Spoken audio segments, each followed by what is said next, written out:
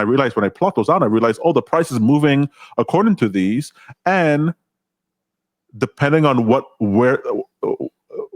state the price is in, or the aggregate behavior of the people with the price, they respond to different levels.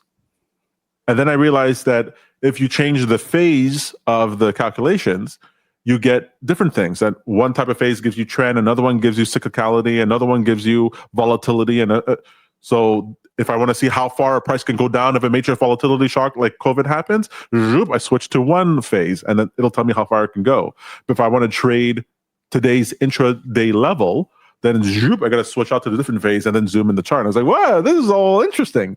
And then I make these indicators. So I make indicators in these ways to try to surface or try to instantiate my understanding of what's going on the physical plane as it relates to these charts.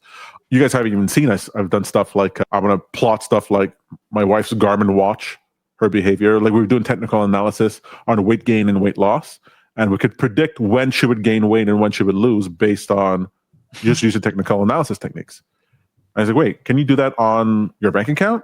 Can you do that on your sleep? Can you do that on whatever? I was like, yeah. Okay, so then there's a mechanism here, sort of like this I Ching mechanism, where charts are just a way of defining aggregate information, trading information, which happens in more states than you might realize, that then have certain types of multidimensional objects that act on it in the same way that it acts on Apple stock.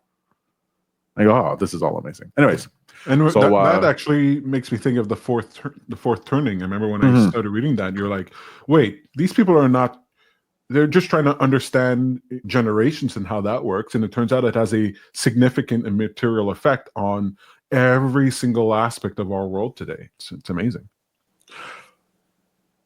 If you see yourself, like Jordan Peterson says, as a community of people across time, so there's you all the time, all the way through, then you get to see yourself as the multidimensional object, right? You're a shape of Peter through time. In the same way that I was trying to explain to my son that the tree doesn't see itself like the tree that we see it. We see the tree as this branching out thing because we're observing it from a three-dimensional perspective. But in a sense, the tree only sees its own slice of that moment that it's in. It's not seeing its whole movie in this three-dimensional space. In some other vector, it might be seeing something, but you can imagine that the tree only sees itself as one state. And so it does not recognize its branches and its leaves and its way that it's growing in that way. And so you're also a shape of probabilities through time, and you look like a tree from a different dimension.